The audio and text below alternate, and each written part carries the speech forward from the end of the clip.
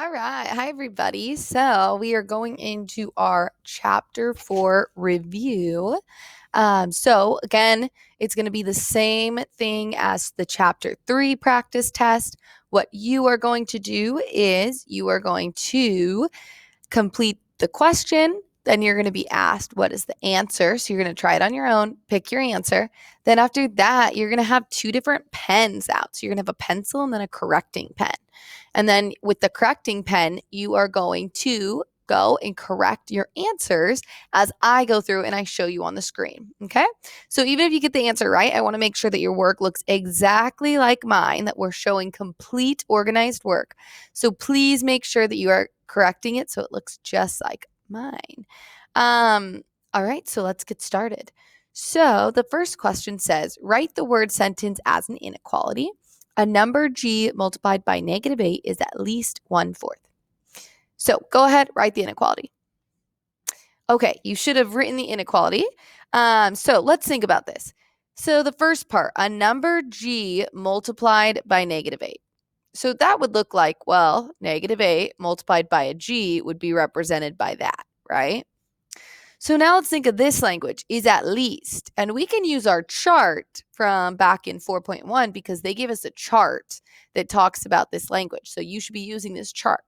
So at least, okay, at least 1/4 means that it has to be greater than 1/4, okay? So at the very least, it can be 1/4. That's why there's that equal sign underneath it. But it should be greater than or equal to, okay? So your inequality that you would write would be -8g is greater than or equal to 1/4. And that is the inequality. All right, let's go down to 2.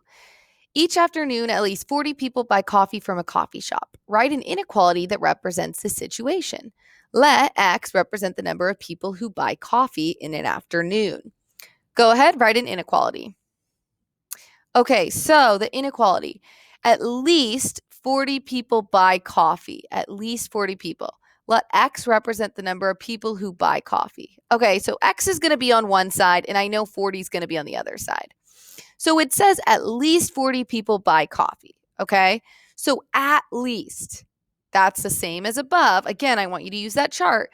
But remember, that means that the X, the people that buy coffee, has to be greater than 40, or the language at least also means or equal to. So this represents the number of people who buy coffee in the afternoon. Okay. And it tells us that at least 40 people buy it. Okay. So it has to be X is greater than or equal to 40. The number of people who buy coffee has to be greater than or equal to 40 people. Okay. And that is our inequality for number 2. Okay. Number 3. Tell whether -3 is a solution of the inequality. 3 minus 4x is greater than or equal to 15. So tell whether -3 is a solution. Ready, set, go. Okay, you should have picked an answer. So now what we are going to do is we are going to plug in that -3 into where the x is, okay? So I'm going to write 3 minus 4. Rather than writing the x, I'm going to write -3 in parentheses. It's greater than or equal to 15. All right. So now I'm going to simplify this. So 3 minus, okay, now wait. You can do this either way. You could either think about it as -4 times -3, which would be a positive 12, or you can think about it as -4 times -3, which would be -12. Either way, it's still going to turn into a positive because a negative and a negative is going to give you a positive. So that's just going to be 3 plus 12.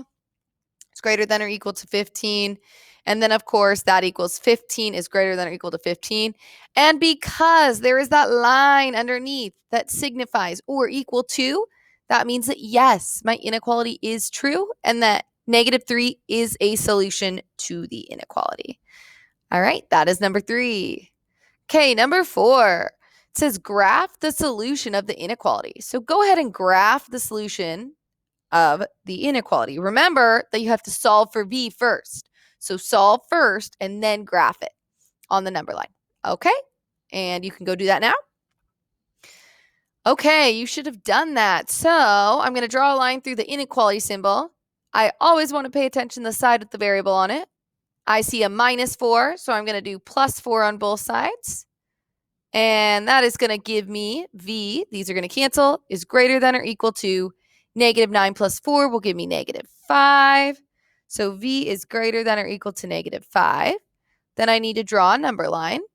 Okay, I'm going to do 0, -5, -10. So remember, like I've said before, you can go up by whatever you want. It just has to be consistent.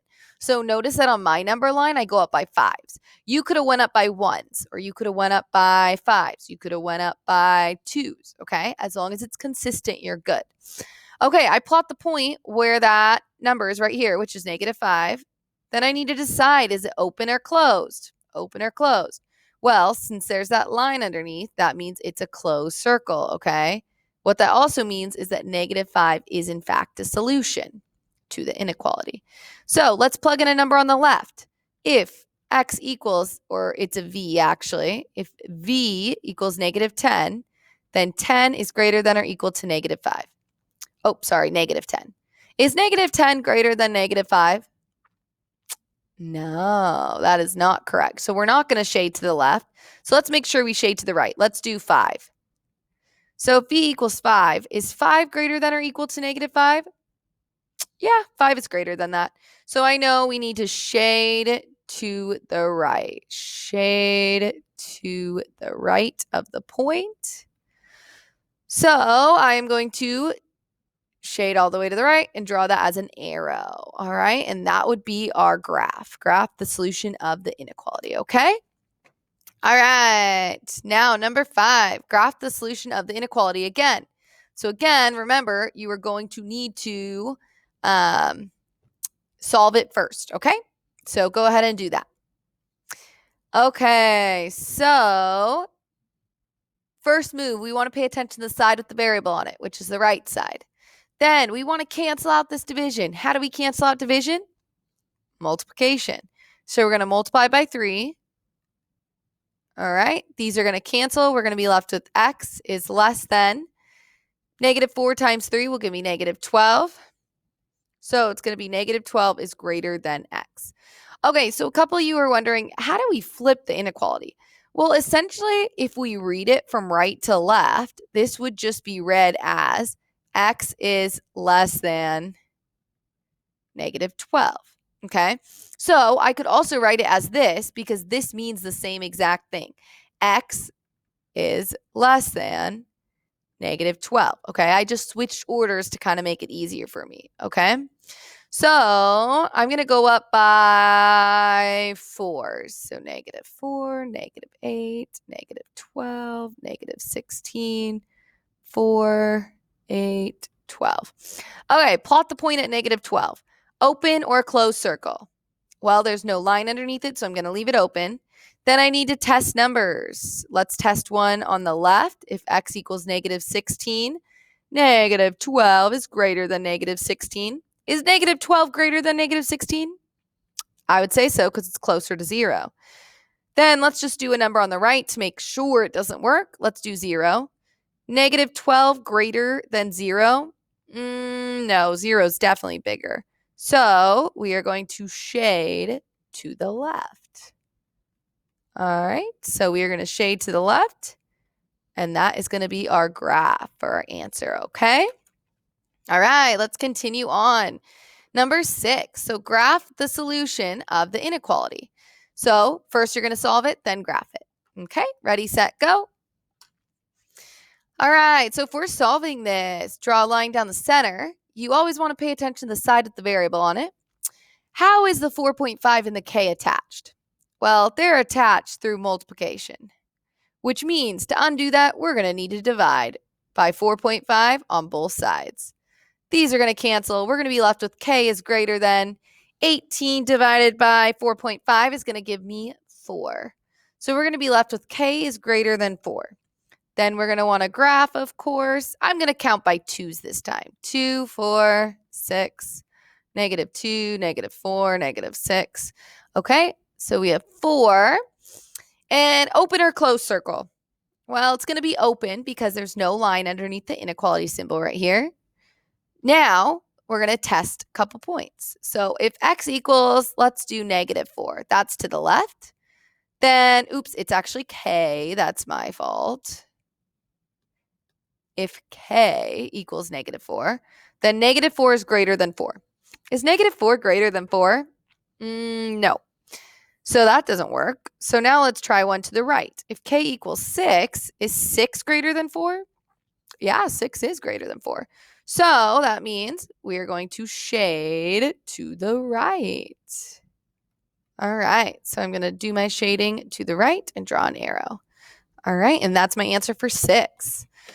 Okay, number 7, graph the solution of the inequality. So solve it and then graph it.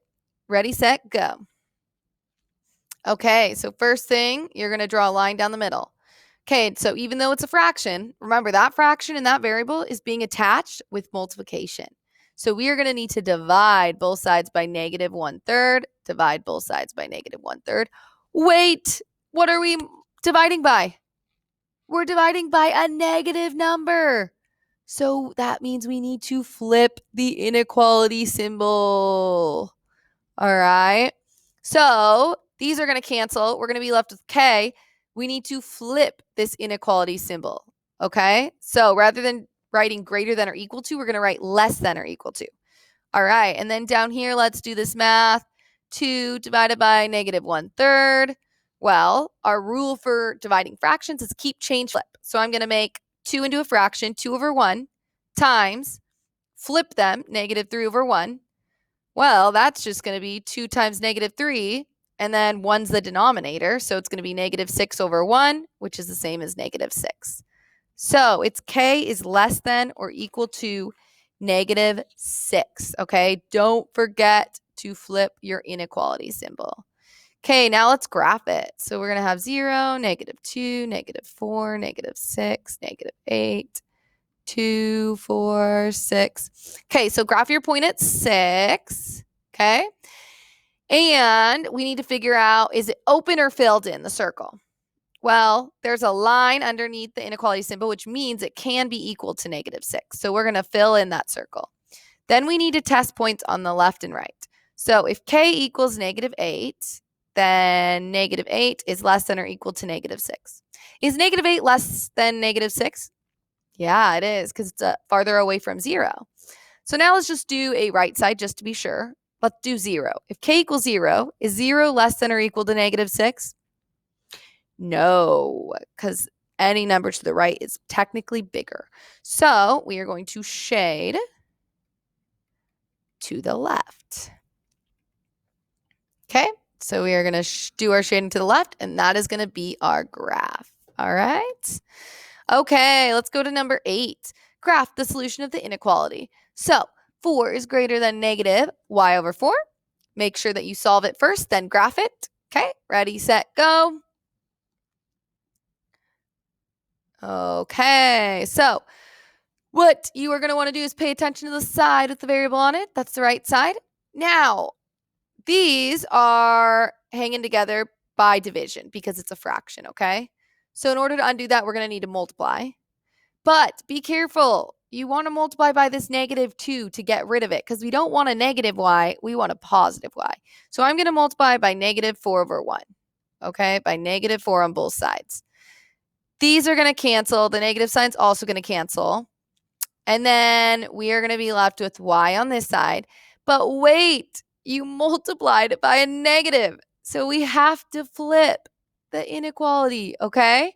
So we're going to flip it. So rather than being less than, we're going to do y is greater than. And then -4 times 4 is -16. So our inequality is -16 is less than y. Okay, so now we need to graph it. -4, -8, -12, -16, -20, 4, 8, 12. Okay, so plot the point at -16, a circle. Is it filled in or open? Well, there's no line underneath, so it's open. Then we need to figure out what the shading is. So let's plug in a number to the left. If y equals -20, then it says negative 16 is less than negative 20. Is negative 16 less than negative 20? No. So now let's plug in a number to the right. If y equals 4, well, negative 16 is less than 4. Yeah, negative 16 is less than 4. So that means we are going to shade to the right. All right. So we are going to shade to the right, and that is going to be our graph. Okay, let's go on down. For number 9, you need to pick which graph represents the solution of 4x plus 8 is greater than 28. First thing you need to do is solve the inequality and then figure out which graph represents it. It's either going to be A, B, or C. All right, pick your answer and then we'll go over it. Okay, so let's solve this first to go over it. So we are going to first look at the side with the variable on it. And then remember, this is our two-step inequalities. So just like in chapter 3, we want to do the detached stuff first. So we're going to subtract 8 first. These are going to cancel. We're going to be left with 4x is greater than 20. Then we need to cancel out the 4 that's attached to the x. So we're going to divide by 4, divide by 4. That's going to leave us with x is greater than 5. X is greater than 5. Couple things to know. Is it going to be an open or closed circle? Well, there's no line underneath it. So we know it's going to be an open circle. Okay. We know the point is going to be at 5. So we can take away C because that's a closed circle. So now we just need to pick the shading. X is greater than 5. So let's test a point in for A. Let's test negative 1. Is negative 1 greater than 5? No. So I know that this is not correct because negative 1 is here and it should not be shaded that way. So now let's test a point here. Let's test 10. Okay. So 10 is 10 greater than 5? Yes, which means you want to shade to the right, which is B. Okay, that is number 9. Let's scroll down to 10, our last one for this part, one of the practice test. So graph the solution of the inequality. Negative 4b minus 6 is greater than 18. All right, don't forget to solve first and then graph it. Okay, you should have solved and graphed it. So let's go over it real quick.